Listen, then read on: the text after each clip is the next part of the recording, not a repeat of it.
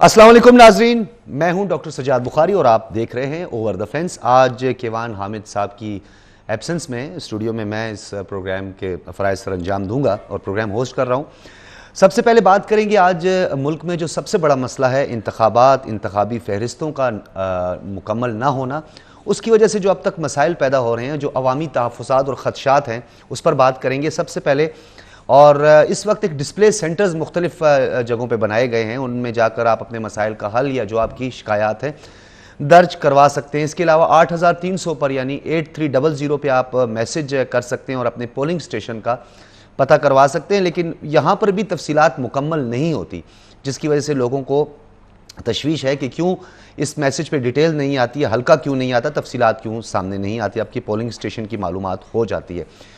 Voters की list मुकम्मल करके 19 जून को जमा करवानी है इलेक्शन कमीशन को, और इस लिस्ट को मुरतब और तरतीब देने में जो मसाइल और हर्डल्स पैदा हुई हैं, इस पर भी बात करेंगे।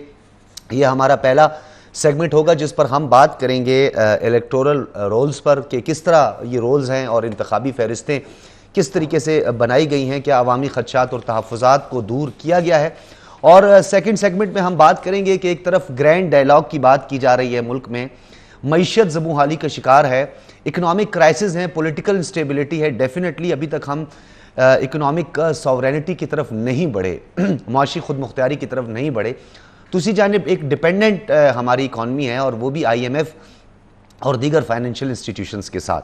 कैसे ये मुकाबला किया जाएगा? आसिफ अली जरदारी साहब का तजर्बा, पीपल्स पार्टी का एक्सपीरियंस, PMLN जिनको 3 मरतबा वज़ारत उज़्मा, 4 मरतबा से ज़्यादा वज़ारत आला का मनसब मिला है, कैसे वो इन मसाइल का हल तलाश कर पाएंगे। और कल बड़ी अहम एक मुलाकात हुई है वज़ीर आला पंजाब हमजा शहबाज और बिलावल भुट्टो, बिलावल हाउस में आसिफ अली जरदारी साहब जो कि शरीक चेयरमैन हैं, इस पर भी हम तफसीलन बात करेंगे। और सदर पार्लियामेंट के फैसलों को अहमियत क्यों नहीं देते, इस पर भी हम रोशनी डालेंगे, क्योंकि हम पार्लियामान की सुपरमेसी की बात करते हैं, कॉन्स्टिट्यूशन की सुपरमेसी की बात करते हैं, तो इस पर हम अमल दरामद क्यों नहीं करते। सबसे पहले गुफ्तगू का आगाज़ करेंगे, अपने मेहमान का तारुफ करवाते चलें। स्टूडियोज़ में हमारे साथ मौजूद हैं आसिफ अली यासीन साहब, बहुत शुक्रिया आपकी तशरीफ़ आवरी का, director electoral rolls, election commission of Pakistan. Asif Ali Yasin साहब, बहुत सारे चीदा नुकात हैं जिस पे आपसे बात करना चाह रहे हैं। अवामी तहफ़्फ़ुज़ात और ख़दशात हैं, फॉर्म 5 के हवाले से भी हैं कि एक बंदा जो अपना वोट शिफ्ट करवाना चाहता है, उसके लिए बड़े मसाइल हैं वहाँ पर, उसके स्पेसिफ़िक उसके एरिया में जहाँ वो क़याम पज़ीर है या जहाँ मुकीम है या जहाँ का फिल वक्त वो बासी है, वो वहाँ पे वोट क्यों नहीं करवा सकते। इस तरह के कुछ और सवालात भी हैं। सबसे पहले ये बताइएगा कि ये डिस्प्ले सेंटर पर जाना कितना अहम है, ये डिस्प्ले सेंटर कहाँ कहाँ हैं, कब तक ये कायम रहेंगे, और क्या वाकई भी अवामी शिकायत का अजाला कर पाएंगे ये डिस्प्ले सेंटर्स? जी, बिस्मिल्लाहिर्रहमानिर्रहीम। ये display centres election commission of Pakistan ने अक्रॉस दी कंट्री इस्टेब्लिश किया। पंजाब के 36 ज़िले हैं, खैबर पख्तूनख्वा के 35 ज़िले हैं, बलूचिस्तान के 34 हैं, सिंध में 30 है, एक इस्लामाबाद है। तो ये 136 ज़िलों में अक्रॉस दी कंट्री ये मौजूद हैं डिस्प्ले सेंटर्स। 20,000 मोर देन 20,000 है, 20,159 है। तो इनको इस्टेब्लिश करने का मकसद क्या है जी कि इलेक्शन कमीशन ने जो इंतखाबी फहरिस्तों की पीरियाडिकल रिवीजन ऑफ इलेक्टोरल रोल शुरू की ये पिछले साल 7 नवंबर से, उसमें यानी कि अगले आम इंतखाबात के लिए ये वाली इंतखाबी फहरिस्त बेसिकली तैयारी का ये एक स्टेप है उस तरफ। तो इसमें जो आइडिया था कि जो भी कंप्लेंट्स हैं, जो भी हर एलिजिबल वोटर इसमें आना चाहिए और हर इन एलिजिबल वोटर इससे निकालना चाहिए। तो इसलिए डोर टू डोर वेरिफिकेशन का ये प्रोसेस हुआ है 7 नवंबर से 31 दिसंबर तक। फिर उसमें जो उसका एक सबसीक्वेंट स्टेप भी हुआ, supplementary list of unverified voters, वो भी मार्च में हमने करवाया। तो उसको अभी in accordance with law section 28 of the elections act, इसको हमने डिस्प्ले सेंटर्स पर रखा है ताकि अवाम जो है, हमने तो जितनी एफर्ट कर सकते थे कर ली कि अवाम के बारे में जो मालूमात, उनके पर्टिकुलर्स, वोटिंग के कवायद, अभी जो वोटर्स हैं खुद अपने जो पर्टिकुलर्स हैं उनको देख लें। अगर इनमें उनको करेक्शन रिक्वायर्ड है وہ اس میں چاہتے ہیں کہ میرا ووٹ اس ایڈریس پہ نہیں، میرا شناختی کارڈ کے دوسرے ایڈریس پہ ہونا چاہیے ووٹ، تو وہ ادھر فارم 15 پہ اپلائی کر دے. اگر وہ فارم 15 پہ اور اگر کسی بھی انتخابی فہرست میں درج کسی بھی انٹری پہ اس کو اعتراض ہے کہ کوئی بھی ووٹ ایسا ہے کہ جو اس میں نہیں ہونا چاہیے، تو وہ اس کے اوپر اعتراض کر سکتا ہے فارم 16 پہ. اور ایک سٹیزن رائٹ کو پروٹیکٹ کیا گیا ہے. ایگزیکٹلی یہ ان اکارڈنس ود لا ہے، یہ لا نے خود پرووائڈ کیا ہے. ٹھیک ہے کہ جو بھی آپ انتخابی فہرست بنائیں گے. اچھا، کسی ووٹر پر اگر کوئی اعتراض ہو تو ایک عام آدمی، ایک لے مین اور ایک سٹیزن آف پاکستان جو ہے وہ اس پہ آبجیکشن کر سکتا ہے. Exactly the only condition is that کہ his name should appear on this electoral roll. ٹھیک ہے، اگر اس کا نام اس میں موجود اس کانسٹیٹوئنسی میں ہونا، اس لسٹ میں تو وہ سے کہ 1000 ووٹرز ہیں اس میں، تو وہ اپنے علاوہ 999 لوگ کسی کے اوپر بھی اعتراض کر سکتا ہے. ٹھیک ہے، تو اگر اس کو اپنے ووٹنگ پرٹیکولرز میں کریکشن ریکوائرڈ ہے، کوئی ٹائپنگ کی مسٹیک ہے، تو وہ فارم 17 پہ اپلائی کر سکتا ہے. تو یہ تمام فارمز ہے، یہ بیسیکلی ہے غیر حتمی فہرست. ٹھیک ہے، اس میں غلطیاں ہو سکتی ہیں کیونکہ ہم نے ڈیٹا اپنے طور پہ ایکوائر کیا. ٹھیک ہے، اس میں ہم نے ٹیچنگ سٹاف، ایجوکیشن ڈپارٹمنٹ سے تقریباً ایکسٹینڈ کرنے کا کوئی امکان نہیں ہے، کیونکہ اس وقت جو صورتحال ہے، آپ سمجھتے ہیں کہ آپ 19 جون تک ان تمام مراحل سے آپ گزر جائیں گے؟ یہ 19 جون کا مرحلہ صرف ڈسپلے کا ہے، ڈسپلے کرنا ہے. تو 19 جون کے بعد جتنے بھی فارم ریسیو ہوں گے وہ ہم ریوائزنگ اتھارٹی کو پہنچائیں گے. ٹھیک ہے، اور وہ ریوائزنگ اتھارٹیز اس کے اوپر اپنے فیصلے دیں گے. ٹھیک ہے. اچھا، آگے بڑھتے ہیں. یہ بتائیے گا کہ 8300 پہ میسج جب کیا جاتا ہے تو اس میسج پہ تفصیلات نہیں آتی. آپ کا پولنگ اسٹیشن آ جاتا ہے، جی لیکن اس میں آپ کا حلقہ نہیں آتا، آپ کی ایریا اسپیسیفائی نہیں ہوتا، اس میں اسپیسیفک آپ کا ایریا نہیں آتا. تو یہ تو آدھا ادھورا ہو گیا یہ میسج. اصل میں حلقے جو ہے ابھی فائنلائز نہیں ہوئے. وہ انتخابی جو کانسٹیچوئنسی حلقہ بندی، کانسٹیٹوئنسی کا کیسے مطلب اس کے بغیر کیسے ہو گیا؟ اگر حلقہ بندیوں کی آپ بات کرتے ہیں تو حلقہ بندیوں میں پھر پولنگ اسٹیشن جو ہے وہ آپ نے کیسے اسپیسیفائی کر لیا؟ پولنگ اسٹیشن تو ابھی نہیں بنے، یہ تو صرف ڈسپلے سینٹر سے. ٹھیک ہے، نہیں یہ 8300 پہ جو میسج کیا جاتا ہے. جی ہاں، وہ اسی کی ڈیٹیل آ رہی ہے. اصل میں جو حلقہ بندی ہے، یعنی کہ سے کہ قومی اسمبلی ہے، اس کے 266 حلقے ہیں. 266 حلقے وہ ابھی اس کی حلقہ بندی ہو رہی ہے. وہ حلقہ بندی ابھی ہم کمیشن نے پبلش کر دی، ڈرافٹ اس کی پبلیکیشن ہو گئی ہے. عوام سے اعتراضات اس کے اوپر 1 جون سے 30 جون تک آ رہے ہیں. ان اعتراضات کو کمیشن سنے گا، 30 دن میں اس کی ڈسپوزل کرے گا. اور ایز پر شیڈول 3 اگست کو یہ فائنل ہونی ہے حلقہ بندی. تو ونس شیڈول ایشو ہو جائے یا بائی الیکشن میں الیکشن پروگرام ایشو ہو جاتا ہے تو پولنگ اسٹیشن اس کے بعد بنتے ہیں. ٹھیک ہے. اچھا، ایک اور چیز ہے، the most important factor is political consensus بھی. اور ایک تمام مین اسٹریم پولیٹیکل پارٹی ہوں یا کوئی عام پولیٹیکل پارٹی، تو ہم نہیں کہیں گے، مین اسٹریم 3 پولیٹیکل پارٹیز ہیں، ان کے جو بھی کنسرنز ہیں ان کو آپ نے ایڈریس کرنا ہے. پاکستان تحریک انصاف اس وقت اوور آل دھاندلی کے الزامات لگا رہی ہے، اور وہ سارے کا سارا ملبہ election commission of Pakistan. You are the part of election commission of Pakistan, you are director of electoral rolls. تو یہ بتائیں کہ ان تحفظات کو دور کیسے کیا جائے گا؟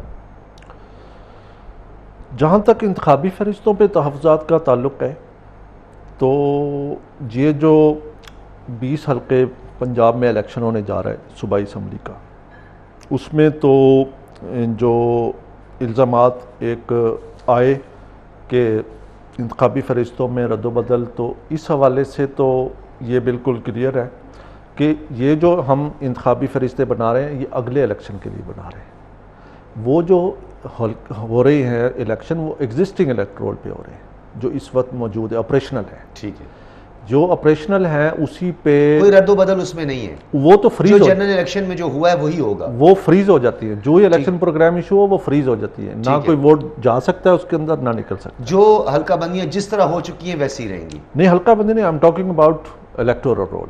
ٹھیک ہے، انتخابی فہرستیں. ٹھیک ہے، انتخابی فہرستیں جو ہی الیکشن پروگرام ایشو ہو اس دن سے فریز ہو جاتی. اچھا، ایک اور اس میں بڑا ایک اہم سوال ہے، کیونکہ اب آپ نے بات ہی کر دی 20 حلقوں میں پنجاب کی جو ہے وہ انتخابات ہونے جا رہے ہیں، بائی الیکشنز ہوں گے ڈیفینیٹلی، اس میں آپ پر بھاری رسپانسبلٹی بھی ہے. چیف الیکشن کمشنر نے سپریم کورٹ میں اپیئر ہو کے یہ بات کی کہ جی it will take 4 to 8 months، اکتوبر تک مکمل کریں گے اور اس کے بعد اس میں کچھ مزید بھی وقت درکار ہوگا. تو ہاؤ پاسبل 20 حلقوں میں انتخابات کروانا 20 کانسٹیٹوئنسیز میں؟ نہیں، وہ جو 20 ہیں، جو اکتوبر والی بات ہے وہ اگلے عام انتخابات کے حوالے سے تھی. یہ 20 انتخابی حلقے جو پنجاب کے ہیں یہ ایگزسٹنگ اسمبلی کی بات ہے. ٹھیک ہے. یعنی کہ اگلے عام انتخابات میں قومی اسمبلی کے سارے الیکشن دوبارہ ہوں گے سارے حلقوں میں. ٹھیک ہے. وہ ایک فل فلیج الیکشن ہوگا. ٹھیک ہے. اس کے لیے چونکہ حلقہ بندی اویلیبل نہیں تھی، اس وجہ سے وہ اکتوبر والی بات تھی. فہرستوں میں کیا مسائل زیادہ آپ کو آصف علی یاسین صاحب سامنے آئے ہیں؟ لوگوں کے کس طرح کے تحفظات سامنے ہیں؟ زیادہ مسائل آپ کو پیچیدہ کون سے لگتے ہیں؟ اس میں آپ کی اپنی آبزرویشن ڈیفینیٹلی اور ورکنگ آن آف کورس.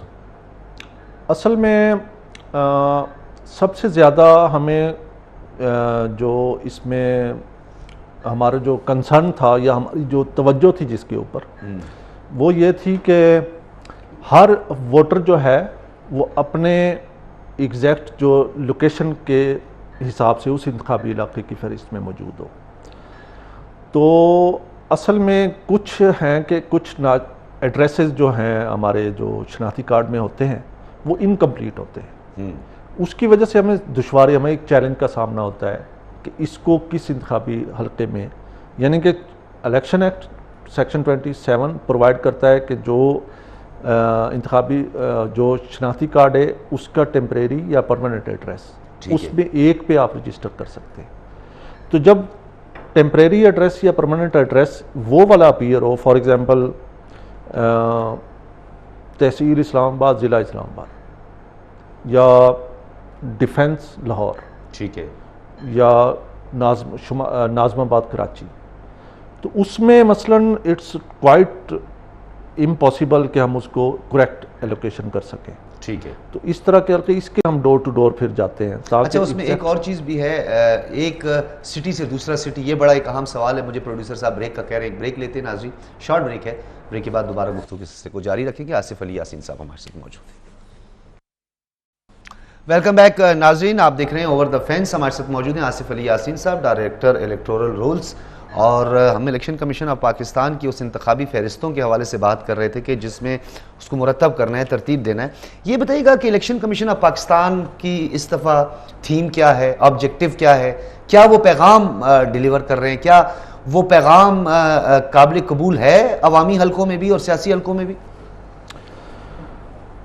اصل میں تو یہ جو انتخابی فہرستوں کے حوالے سے اگر میں بات کروں تو آبجیکٹو الیکشن کمیشن کا بالکل کلیئر ہے، میسج بھی کلیئر ہے کہ ہم چاہتے ہیں کہ جو انتخابی فہرستیں ہیں ایکوریٹ ہوں، ایرر فری ہوں. اس میں ہم نے الیکشن کمیشن کی اپنی بہت ایفرٹ لگی ہے. یہ جو ریویژن کا پروسیس ہوتا ہے یہ سب سے لینتھی پروسیس ہوتا ہے جو کہ الیکشن کمیشن انڈرٹیک کرتا ہے. یہ تقریباً 8, 9, 10 مہینے اوورال لگتے ہیں اس میں. تو اتنی زیادہ ایفرٹ ہے اس میں. ہم نے تقریباً 88,000 سٹاف جو ہے وہ انگیج کیا، 88,000، اور پورے ملک میں اسسٹنٹ رجسٹریشن آفیسر 2,000 سے زیادہ تھے، سپروائزرز وہ 18,000 سے زیادہ تھے، اسی طرح 67,000 پلس جو ہیں ویریفائنگ آفیشلز تھے. تو یہ پورے ملک میں ہر علاقے میں گئے ہیں، ڈور ٹو ڈور گئے ہیں. ٹھیک ہے. اور انہوں نے پرٹیکولرز اکٹھے یہ 88,000 میں نیو ہائرنگ بھی ہوئی ہے؟ نہیں، یہ آلریڈی ایجوکیشن ڈپارٹمنٹ کے موسٹلی تھے. ایجوکیشن ڈپارٹمنٹ جی، انہی کو انگیج کیا گیا تھا. تو وہ بیسیکلی یہ جو ہمارا سیکشن 24 ہے وہ پرووائڈ کرتا ہے. اب آپ نہیں سمجھتے کہ ممبرز پورے ہونے کے بعد بھی الیکشن کمیشن کا بوجھ کافی حد تک کم ہو جائے گا بہت سارے ایشوز پہ؟ جی ایگزیکٹلی. ٹھیک ہے. اچھا، ایک اور بڑی ایک اہم بات ہے، ووٹرز کی تعداد کے حوالے سے بہت باتیں کی جاتی ہیں. جی، یہ اس کے جو پرٹیکولرز ہیں اس وقت ہماری جو انتخابی فہرست میں اس وقت جو پنجاب ہے اس میں 6 کروڑ 86 لاکھ ہے. جی. خیبر پختونخوا میں 2 کروڑ 5 لاکھ ہے. سندھ میں 2 کروڑ 53 لاکھ ہے. اور اسلام آباد میں 9,44,000 ہے. بلوچستان میں 50 لاکھ پلس ہے. جی. تو یہ اوورال 12 کروڑ سے اوپر ہے. تو یہ بہت بڑا فگر ہے الیکشن کے حوالے سے. اچھا تھوڑا سا اگر اس پہ ہم بات کر لیں, 50 لاکھ کے قریب آپ نے بلوچستان کے حوالے سے بات کی ہے. کوئٹہ سٹی کی جو اس وقت پاپولیشن ہے وہ 1 لاکھ سے تجاوز کر گئی ہے اور 1 کروڑ سے تجاوز کر رہی ہے. ایک محتاط اندازے کے مطابق اوورال بلوچستان کو ملائیں تو 1.25 سے 1.5 کروڑ کی پاپولیشن ہے. تو اوورال اگر آپ اس کا جائزہ لیں تو ووٹر رجسٹرڈ ووٹر جو ہے وہ جسٹ 50 لاکھ ہیں, کیونکہ اس کی تو تعداد زیادہ ہونی چاہیے, جیسے کہ پنجاب میں ہمیں نظر آ رہا ہے 6 کروڑ 86 لاکھ. جی اس میں مختلف فیکٹرز ہیں جو کہ افیکٹ کرتے ہیں رجسٹریشن آف ووٹ کو. سب سے بڑا فیکٹر ہے کہ lack of availability, lack of national identity card. ٹھیک ہے. فار فلنگ ایریاز ہیں اسپیشلی فیمیل کے حوالے سے, ان کے پاس شناختی کارڈ عام طور پہ کم رجسٹریشن ہوتی ہے ان کی. ٹھیک ہے. دیٹس وائی کہ ہماری جو الیکشن کمیشن جو مینٹین کرتا ہے الیکٹورل رول, اس میں جینڈر گیپ موجود ہے. سی این آئی سی کے ذریعے یہ نہیں ہوتا کہ سی این آئی سی کے ذریعے آپ کا ووٹ رجسٹرڈ ہو جائے؟ ڈیفینیٹلی ایک بندہ ایلیجیبل ہو جاتا ہے 18 سال کے بعد, وہ ووٹ کاسٹ کرتا ہے اور ہم اس کو قومی فریضہ بھی کہتے ہیں, تو اس کے لیے اس کا خود رجسٹرڈ کروانا ضروری ہے. سی این آئی سی تو کم نہیں ہوں گے نا, 50 لاکھ سی این آئی سی سے تو زیادہ ہی ہوں گے. نہیں, ایکچولی ایشو یہ ہے کہ جب تک آپ کے پاس شناختی کارڈ نہیں ہوتا آپ کے نام پہ تو you are not eligible to be registered as voter. میں بھی یہی کہہ رہا ہوں آپ کو کہ یعنی 50 لاکھ کی تو صرف سی این آئی سی نہیں ہوگا نا, پاپولیشن کے حوالے سے اگر دیکھیں تو بہت سارے شناختی کارڈ اور بھی ہیں جن کے ووٹ رجسٹرڈ نہ ہو. یہ ویسے پاسبل نہیں ہے, کیونکہ ہمارا میکنزم الیکشن کمیشن کا جو لیگل فریم ورک ہے نا, وہ یہ پرووائڈ کرتا ہے کہ جو نیا شناختی کارڈ کے لیے اپلائی کرے گا فوری اسی وقت رجسٹریشن کے وقت وہ آپشن دے گا کہ میں نے اپنے ٹیمپریری ایڈریس پہ رجسٹر کرنا ہے یا پرماننٹ پہ. ٹھیک ہے. اور ہر مہینے فریش این آئی سیز کا ڈیٹا نادرا ہمیں پرووائڈ کرتا ہے اور ہم اس کو اکارڈنگلی رجسٹر کرتے ہیں. ٹھیک ہے. یہ ایک بڑا ہے تو بڑا ایک سادہ سا سوال ہے, لیکن ہمارے عوام الناس کا عام آدمی کو سمجھنے کے لیے بہت ضروری ہے کہ یعنی جس کا سی این آئی سی ہے وہ اس کا ووٹر لسٹ میں نام ہے. بالکل ہے. ٹھیک ہے. اچھا ایک اور چیز, سٹی ٹو سٹی کی بات کرتے ہیں. لیٹ سپوز میں بائی برتھ بلوچستان سے ہوں, کوئٹہ سے ہوں, میں دوسری سٹی میں اپنا ووٹ ڈالنا چاہتا ہوں, تو میرا جو ہے وہ موجودہ پتہ, مستقل پتہ اور موجودہ پتہ اس میں لازمی ہونا چاہیے, اسی پر ہی ہوگا. سٹی سے دوسری سٹی میں ٹرانسفر کرنے کے لیے فارم 5 کی ضرورت تو نہیں پڑے گی؟ فارم 15 کی ضرورت ہوتی ہے, مگر یہ کہ آپ کا جس سٹی میں آپ جا رہے ہیں ادھر کا ایڈریس ہونا ضروری ہے آپ کے شناختی کارڈ پہ. سی این آئی سی میں وہ کافی ہے؟ جی ہاں, وہ کافی ہے, اسی پہ ہو جائے گا جی جہاں آپ رہ رہے ہیں. جی ایگزیکٹلی. جو الیکشن ایکٹ بنا ہے 2017 میں, اس میں یہ پہلے جو کرائیٹیریا تھا الگ تھا, اس میں آپ تھرڈ ایڈریس کیا کرنا پڑے گا, یعنی فرسٹ سٹارٹ میں کیا کرنا پڑے گا؟ یعنی ایک بندہ جو ہے اس کا آلریڈی چلیں سی این آئی سی میں بھی اس کا وہ ایڈریس موجود ہے, سب سے پہلے کیا وہ آپ کے اس ڈسپلے سینٹر پہ جائے گا, آپ کے کوئی فارم 15 کو فل کرے گا, کیا کرے گا, اس کا کیا پروسیجر کیا ہے؟ شارٹلی بتائیں تھوڑا شارٹ. اس وقت تو یہی ہے کہ ڈسپلے پہ جائے وہ. ٹھیک ہے. مگر جب یہ ہماری انتخابی فہرست پبلش ہو جائے گی 12 اگست کو, اس کے بعد بھی یہ اس میں امینڈمنٹ ہوتی رہتی ہے ہماری انتخابی فہرست. ٹھیک ہے. تو وہ پھر ابھی ڈسپلے سینٹرز قریب لوگوں کی رہائش کے قریب بنے ہوئے ہیں. ٹھیک ہے. تو پھر یہ ہے کہ وہ رجسٹریشن آفیسر کے پاس جانا پڑے گا. ٹھیک ہے. وہ ہر ضلع میں ہمارا ڈسٹرکٹ الیکشن کمیشن. یہ ڈسپلے سینٹر کے کب تک ہے مدت کی؟ یہ 19 جون تک. 19 جون تک رہے گی. اچھا 19 جون کے بعد جو ہی آپ یہ فہرستیں جمع کرائیں گے یہ ڈسپلے سینٹر بھی ختم ہو جائے گا, اور اس کے بعد پھر آپ کو رجسٹریشن کروانے کے لیے جانا پڑے گا. پھر ڈسٹرکٹ الیکشن کمشنر کے پاس جانا, ڈسٹرکٹ الیکشن کمشنر کے پاس آپ کو جانا پڑے گا. تو اس میں آسانی نہیں پیدا کی جا سکتی کہ یہ ڈسپلے سینٹر قائم رہیں, بھلے آپ فہرستیں جمع کروا دیں, اس پہ اعتراضات ہوں تو دوبارہ ڈسپلے سینٹر جایا جا سکے. اس ڈسپلے سینٹر کی کنٹینیوٹی میں کیا مسئلہ ہے؟ لیگل فریم ورک لا صرف ریکوائر کرتا ہے کہ ڈسپلے سینٹر صرف ریویژن کے دوران بنیں گے, ادروائز نہیں بنیں گے. اچھا یہ ہم ڈیجیٹلائزیشن کی بات کرتے ہیں, ایک تو بدقسمتی ہماری یہ ہے کہ ہم مینول لائف ابھی تک گزارا کر رہے ہیں. ایون کہ ہمارے وہ انتقال فرد اور وہ جو لینڈ کے معاملات ہیں وہ بھی ابھی دعوے بہت ساری حکومتیں کرتی رہی. ہم نے اس وقت اس کو پولیٹیسائز نہیں کرنا ہے اس ایشو کو, کیونکہ آپ کے ساتھ ہم نے پولیٹیکل کوئی ڈسکس بھی نہیں کرنا چاہتے. لیکن کہاں سے کون سی ڈیجیٹلائزیشن ہوئی ہے ہمارے ملک میں, کون سا ہم اس فیس میں یا کسی جدت میں گئے ہیں؟ جدت پسندی تو کہیں نظر نہیں آتی. یہ سب چیزیں آن لائن ہونی چاہیے. ایک صارف کا, ایک ووٹر کا یہ رائٹ ہے کہ وہ عصر حاضر کے تقاضوں سے اس کو ہمانگ کیا جائے. موبائل اینڈرائڈ اس کے ہاتھ میں ہے, جسٹ وہ اپنا ایک میسج بھیجے یا ایک میل کرے, اس کا مسئلہ حل ہو جائے. اس میں اصل میں جو ہمارا لیگل فریم ورک ہے، جو ایکٹ آف دی پارلیمنٹ ہے، الیکشنز ایکٹ، وہ آن لائن سسٹم کو سپورٹ نہیں کرتا. وہ ریکوائر کرتا ہے کہ جس بندے نے بھی اپنا نام درج کرانا ہے یا ٹرانسفر کرانا ہے یا کریکشن کروانی ہے تو وہ پریسکرائبڈ فارم جمع کرائے گا. ٹھیک ہے. اور پریسکرائبڈ فارم الیکشن رولز میں دیے ہوئے ہیں. فارم یہ ابھی ڈسپلے چل رہا ہے، فارم 15، 16، 17 ہے. عام حالات میں، عام دنوں میں جو ہوتی ہے، جب فائنل پبلیکیشن ہو جائے گی تو جو ہوگا وہ فارم 21، 22، 23 ہے. ٹھیک تو ہے. یہ اس میں اس کے سائن ہوتے ہیں، اس کا انگوٹھا لگتا ہے ووٹر کا. تو یہ ساری چیزیں فارم 15 فل کرنے کے بعد ڈسپلے سینٹر میں جی کیا جو شخص اپنی ووٹر لسٹ چینج کروانا چاہتا ہے ایک سٹی سے دوسری سٹی، تو کیا اس کو اپنی سٹی ایک دفعہ جانا پڑے گا یا وہیں پہ اس کا کام ہو جائے گا اس اور میں وہاں سے وہ ریموو ہو جائے؟ اس کی کیا شورٹی اور گارنٹی؟ اس کی شورٹی تو بالکل ہے، you can take it for granted. ہماری جو کمپیوٹرائز الیکٹورل رول سسٹم ہے، ایک کمپیوٹرائز تو ہے، جی ہاں. وہاں پہ مینول تو نہیں ہوگا؟ نہیں، مینول نہیں. جو فارم 15 جو ہی الاؤ ہوگا تو بیسیکلی جس شہر میں آپ نے جانا ہے آپ نے ادھر فارم جمع کرانا ہے.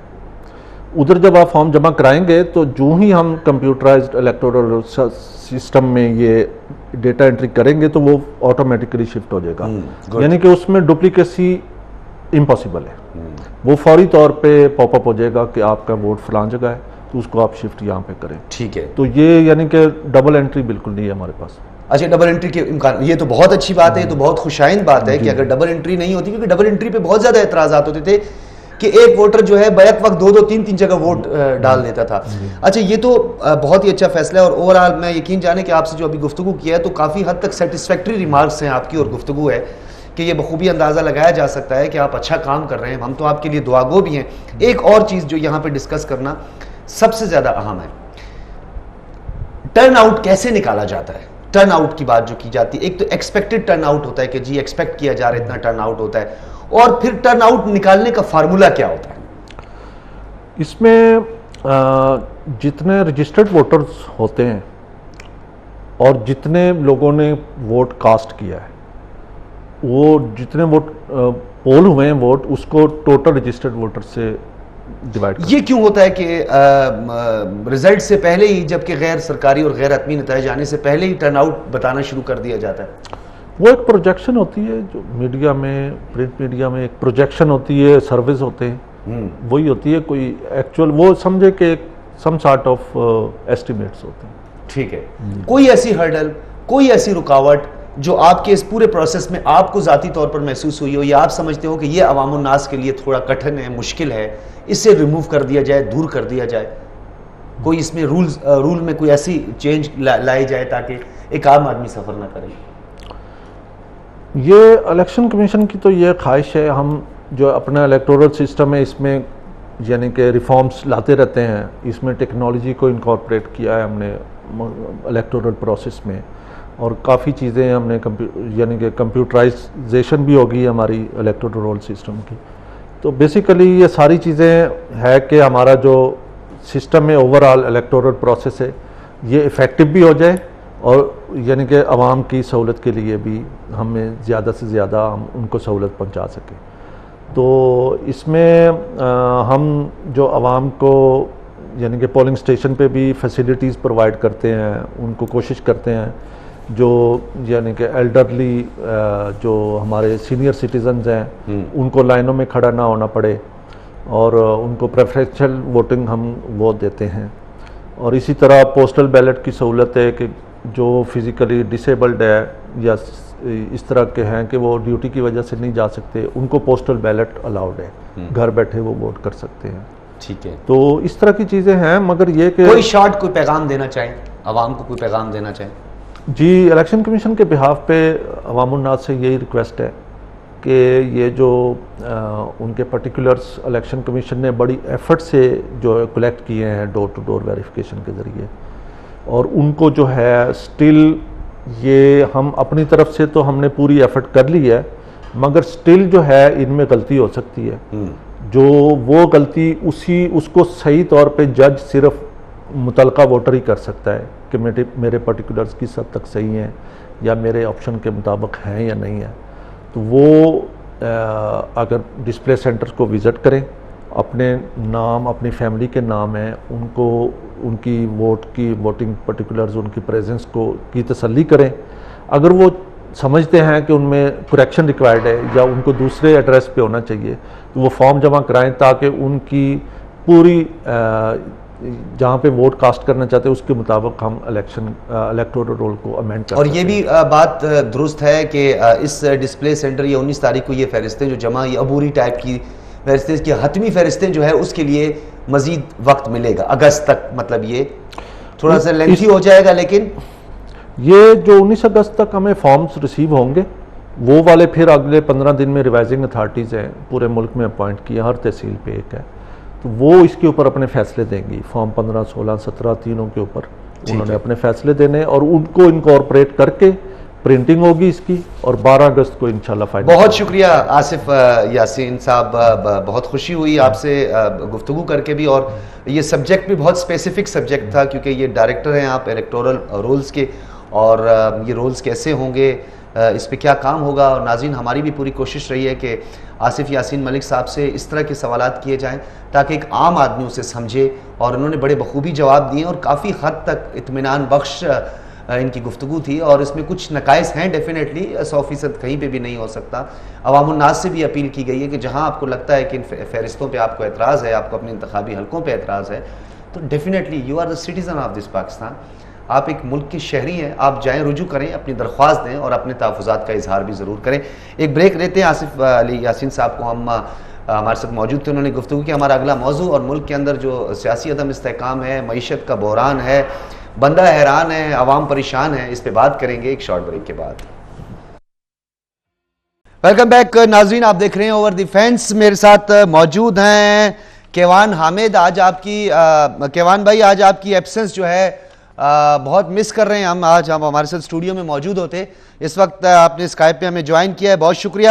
ڈاکٹر نثار احمد چیمہ صاحب ہمارے ساتھ موجود ہیں, ممبر قومی اسمبلی PMLN سے آپ کا تعلق ہے. ڈاکٹر صاحب آپ کا بھی بہت بہت شکریہ. کوشش کریں گے کہ ہم رابطہ کریں. سب سے پہلے ڈاکٹر صاحب آپ سے شروع کرتے ہیں, کیوان بھائی سے بھی بات کریں گے. شارٹلی یہ بتائیے گا سر, یہ گرینڈ ڈائلاگ کرنے کی باتیں کی جا رہی ہیں, معیشت کو سر فہرست رکھ کے انتخابات کو بر وقت کروانے کے لیے گرینڈ ڈائلاگ کی بات کی جا رہی ہے, اور یہ گرینڈ ڈائلاگ کس طرح ہوگا, کس کے ساتھ ہوگا؟ کیونکہ ایک طرف گرفتار کرنے کی باتیں ہیں, دھمکیاں ہیں, بات نہیں کریں گے. رانا ثناءاللہ صاحب کہتے ہیں جی جیسی وہ بیل ختم ہو جائے گی گرفتار کر لیا جائے گا.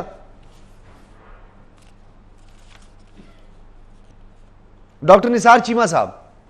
جی میری آواز آ رہی ہے؟ جی بالکل آ رہی ہے آپ کی آواز. میری گزارش یہ ہے کہ میری ذاتی رائے یہ ہے ڈاکٹر ریاض صاحب کہ اس وقت ملک جن حالات کی گزر رہا ہے, اگرچہ یہ ہے کہ اس وقت بھی جب 2018 کی الیکشن کے بعد اسمبلی کا پہلا سیشن ہوا تو اس وقت بھی میاں شہباز شریف نے آپ کے یاد ہے چارٹر آف اکانومی کی بات کی تھی. جی انہوں نے کہا تھا کہ یہ معیشت جو ہے یہ کوئی ایک سیاسی جماعت کا مسئلہ نہیں ہے, پوری قوم کا مسئلہ ہے. آج مل کے ڈسکس کریں, فیصلہ کریں کہ ہم نے معیشت کو کس طرح بہتر کرنا ہے, معاشی حالات کو کس طرح بہتر کرنا ہے, کیا کیا معاشی اصلاحات ہونی چاہیے. خیر اس وقت یہ کہ ہمارا جو تھا یہ آفر جو تھی اس کو بالکل یہ روسرت کر دیا گیا, لیکن اب یہ کہ حالات اس سے بھی بدتر ہیں. اب 3.5 پونے 4 سال میں جو کچھ تباہی ہوئی ہے اس ملک کے ساتھ, اس کے بعد تو یہ کہ معیشت سمیت نہیں. ڈاکٹر صاحب سوال یہی ہے کہ چارٹر آف اکانومی کی باتیں تو بلاول بھٹو نے بھی کی, میاں شہباز شریف صاحب وزیر اعظم پاکستان نے بھی یہ باتیں کی, لیکن وہ کہتے ہیں کہ چارٹر آف مکہ ہے, یہ چارٹر آف مکہ والوں کے ساتھ ہم بیٹھیں گے نہیں, وہ تو بیٹھنے کو تیار نہیں. مجھے اجازت ہے ڈاکٹر ریاض صاحب, گزارش یہ ہے کہ اس وقت جو صورتحال ہے اس کے پیش نظر ہر محب وطن پاکستانی کی خواہش ہے, میں خود بھی یہ چاہتا ہوں کہ تمام قومی قیادت تمام تر قومی قیادت بشمول PTI کے سر جوڑ کے بیٹھے اور دیکھیں ریاض صاحب یہ جو ہے نا یہ IMF کیا ہے, یہ عالمی ساہوکار ہے, یہ عالمی ساہوکاروں کے سرگنا ہیں, اور یہ دیکھیں ان کے چنگل سے نکلنا ضروری ہے. ساری قومی قیادت کو سر جوڑ کے بیٹھنا چاہیے اور فیصلہ کرنا چاہیے کہ ان عالمی ساہوکاروں سے کس طرح یہ کام جان بچائے, کس طرح اپنا دامن چھڑائے, کس طرح ان کے چنگل سے آزاد ہوں. ٹھیک ہے کہ ہماری معیشت بہتر ہوگی اور عوام کو ریلیف مل پائے گا. ٹھیک ہے ڈاکٹر صاحب, میں دوبارہ آپ ہمارے ساتھ رہے, میں دوبارہ آپ کی طرف آتا ہوں. یہ کیوان بھائی آپ تو ایک آج آپ موجود بھی نہیں، آپ موجود ہوتے تو اور ہی بات تھی. آج آپ کی جو نشست ہے اس پر میں براجمان ہوں اور سوالات جو ہے وہ آپ کی طرف سے میں کر رہا ہوں. تو چلیں ہم تھوڑا شامل ہی کر لیتے ہیں، تجزیہ بھی شامل کر لیتے ہیں. اگر آپ نثار صاحب سے کوئی بات پوچھنا چاہیں ڈاکٹر صاحب سے تو وہ بھی پوچھ سکتے ہیں. معاملہ بڑا کمپلیکیٹڈ ہے، معاشی بحران کا سامنا ہے ہمیں کیوان بھائی، اور اس وقت جو صورتحال ہے انفلیشن بے قابو ہے. ایک تو انفلیشن جنرل 16% 15% انفلیشن ہے، لیکن اگر ہم رولر انفلیشن کو دیکھیں وہ اس سے بھی زیادہ ہے. تو آنے والے دنوں میں معاملات بہت کمپلیکیٹ. یہ گرینڈ ڈائلاگ کی بنیاد کیا ہونی چاہیے؟ کیونکہ پاکستان تحریک انصاف کا 1 پوائنٹ ایجنڈا ہے انتخابات کرواؤ. وہ کہتے ہیں ہمیں چینی آٹا پتی سے کوئی کام نہیں ہے ہمارا. بالکل جی، پولیٹیکل سلوگن بھی بن چکا ہے پاکستان تحریک انصاف کے لیے. پولیٹیکل ایجنڈا بھی بالکل اسٹیبلش ہو چکا ہے، بہت اچھے طریقے سے اسٹیبلش ہو چکا ہے، جس کے بیسس پہ جو ان کا پاپولیرٹی گراف ہے وہ خود انہوں نے اوپر جاتے ہوئے بھی دیکھا ہے. آپ میڈیا کی بات کر لیں، آپ سوشل میڈیا کی بات کر لیں، آپ جلسے جلوس کی بات کر لیں، پاپولیرٹی انہوں نے اس پرٹیکولر پولیٹیکل ایجنڈا کے بیسس پہ انہوں نے گارنر کی ہے. اب اس کو وہ لیٹ لوز نہیں ہونے دے سکتے. اب اس کا جو ایڈوانٹیج انہوں نے گین کیا ہے اس اسٹریٹجی کے تحت وہ کیسے بھلا اس کو کمپرومائز ہونے دے سکتے ہیں. تو yes, when it comes to sitting down on one table basic بات کے لیے آپ بات تو صحیح کر رہے ہیں، لیکن جو انہوں نے گراؤنڈ سیٹ کیا، جو گراؤنڈ کریٹ کیا، وہ کمپرومائز ہوتا ہے انسٹنٹلی. اگر اس وقت وہ اس کانورسیشن ڈسکشن کے اندر آ جائے. جہاں تک نون کی بات ہے، جو کرنٹ حکومت ہے اس کی بات ہے، جوائنٹ گورنمنٹ کی بات ہے، تو اس وقت ان کے ہاتھ پاؤں پھولے ہوئے ہیں. They are getting a lot of slack for whatever is happening with inflation and economic crisis as well. ان کی اس کی وجہ سے کافی زیادہ ان کو پریسٹی فیس کرنے کو مل رہا ہے، کافی زیادہ ان پر ایکسپیکٹیشنز بھی ہیں، اور جو سارے وعدے کیے گئے تھے اور بہت ساری جو اقدام کیے گئے تھے اس کے بیسس پہ ان کو جج بھی کیا جا رہا ہے. اور آپ دیکھ رہے ہوتے کہ سوشل میڈیا پہ اکثر کرنٹ افیئر چینل میں بھی پرانی ویڈیوز بہت زیادہ نکالنے کی روایت شروع ہو چکی. پرانی ویڈیو اور پرانی اسٹیٹمنٹ کو پھر کمپیریزن میں لایا جاتا ہے کہ یہ وہی لوگ ہیں جنہوں نے پہلے ہی کہا تھا اور یہ وہی لوگ تو آپ یہ کہتے ہیں. اور پی ٹی آئی کے منسٹرز ان کی بھی کچھ پرانی ویڈیوز نکالی گئی کہ پہلے انہوں نے یہ کہا تھا اور اب وہی اسٹیٹمنٹ دیتے ہیں. تو یہ کانٹرڈکشنز ہمیں ہر پارٹی میں نظر آ رہی ہیں، ہر پولیٹیکلی. ڈیفینیٹلی. اچھا، کانٹرڈکشن کے ساتھ ساتھ کیوان بھائی ایک نقطہ اس میں بڑا اہم ہے جس پہ میں پھر نثار چیمہ صاحب کا بھی اوپینین لوں گا. یہ بیانیہ ہوتا ہے یا دورانیہ ہوتا ہے؟ کیونکہ بیانیہ بعض اوقات بیچ چوراہے میں جو ہے بانڈا پھوٹ جانے والی مثالیں بھی آپ نے سنی ہوں گی. یہ کس طرح کا بیانیہ جو دورانیہ کی شکل اختیار کر لیتا ہے؟ پہلے کہتے ہیں کہ جی یہ اسٹیبلشمنٹ وہ اپنی بیرونی سازش ہے، امریکہ کی آشیرواد ہے، اور پھر وہ اس سائفر کا ذکر کرتے ہیں، پھر جان کو خطرہ ہو جاتا ہے، پھر اس کے بعد وہ نیوٹرلز پر آ جاتے ہیں، پھر وہ سلیکٹرز پر آ جاتے ہیں، اور اب بات جو ہے وہ اپنی جان تک پہنچ چکی ہے. یہ معاملہ ہے کیا؟ یہ انتخابات ہی اگر کروانے ہیں تو مجھے اس بات کی سمجھ نہیں آتی. اگر تو یہ سازش ہوئی ہے تو انتخابات میں بھی تو سازش ہی ہوگی. پھر یہ انتخابات ان کو کون جتوا کے دے گا؟ پھر یہ نیوٹرلز کو بھی آڑے ہاتھوں لے رہے ہیں، اسٹیبلشمنٹ پر بھی جو ہے وہ نکتہ چینی کر رہے ہیں.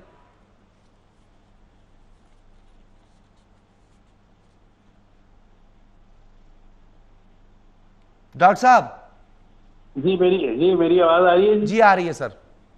دیکھیے گزارش یہ ہے کہ یہ بڑا اہم ایشو ہے، مجھے ذرا ضرور موقع دیجیے گا.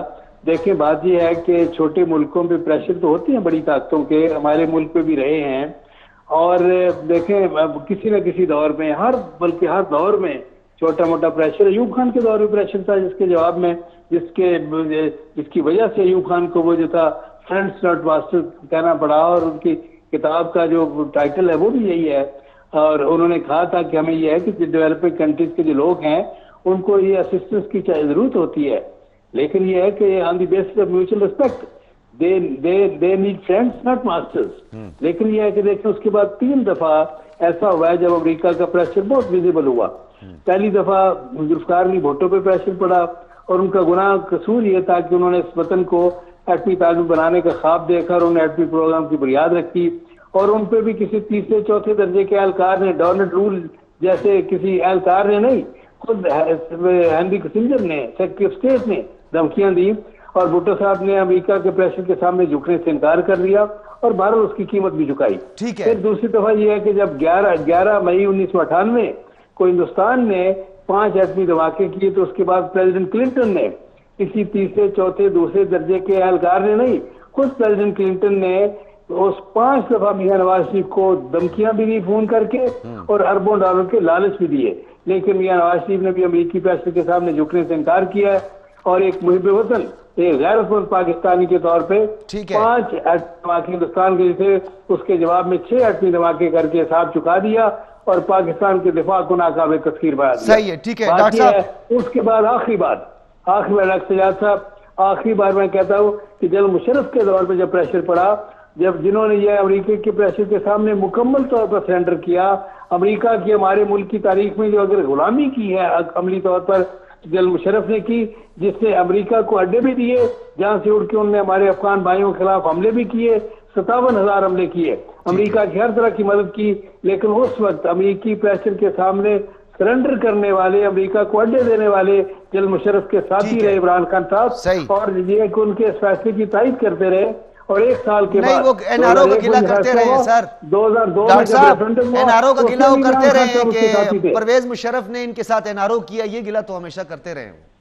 دیکھیں سجاد صاحب، میرا گزارش یہ ہے کہ امریکہ نے عمران خان صاحب کی تو اڈے مانگے ہی نہیں، انہوں نے ایبسولوٹلی ناٹ کیا کر قوم کو دھوکہ دیا، دھوکہ دیتے رہے، لیکن جنہوں نے امریکہ کو اڈے دیے جنرل مشرف نے، ان کے تو یہ ساتھی وکیل بنے رہے، ریفرنڈم میں بھی ان کے ساتھی بنے رہے۔ ٹھیک ہے، بہت شکریہ آپ کا ڈاکٹر نثار احمد چیمہ صاحب ہمارے ساتھ موجود تھے۔ کیوان بھائی، اب میں آپ کی طرف آؤں گا، سوال جو تھا وہ تھا بھی اسپیسیفک آپ سے میں نے کرنا تھا، کیونکہ وہ تو پی ایم ایل این کو اس کا وہ کریڈٹ چلا گیا، اس سوال کا فائدہ ہو گیا، یہ سوال میرا بیسیکلی آپ سے تھا۔ چلیں اب سوال کا تھوڑا انداز بدل دیتے ہیں سر، یہ پی ایم ایل این کو لیٹ سپوز تھوڑی دیر کے لیے اگر ہم یہ مان لیتے ہیں کہ یہ موجودہ ایک رجیم ہے، امریکہ لایا ہے، خان صاحب کو کون لایا تھا؟ خان صاحب کو جو لایا تھا وہ خود میرے خیال سے تھوڑے عرصے بعد اکنالج بھی کرنے کی کون لے کے آیا تھا، کیونکہ آپ کے فیور چیز جا رہی ہے، کافی زیادہ ان کے جو خود کے ایک ذکر کیا گیا ہے، کافی زیادہ نیوٹرلٹی کا جو ذکر کیا گیا ہے، کافی اس نیریٹو کا بھی جو ذکر کیا گیا ہے، میرے خیال سے آپ جو ان کو مسئلہ ہوتا ذکر کرنے میں کہ ان کے بیسس پہ آئے تھے، سپورٹ سے آئے تھے، جس پہ